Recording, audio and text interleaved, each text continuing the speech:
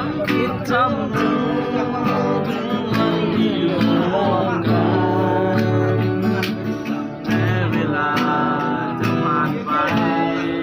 หัวใจก็ยังเหมือนเดิมขอพระเจ้าเสริมกำลังพี่น้องทุกคนขอพระเจ้าทรงปกป้องคนของบ้า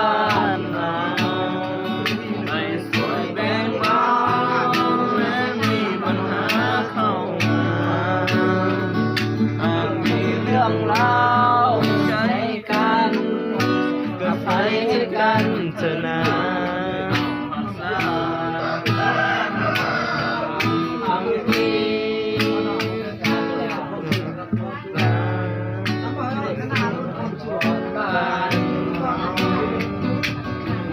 คำเศร้าดำเนินอยู่ในพระธรรมคิดถึง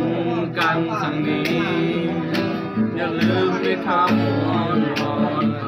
ที่สอนให้เฮาหากันและกันที่สอน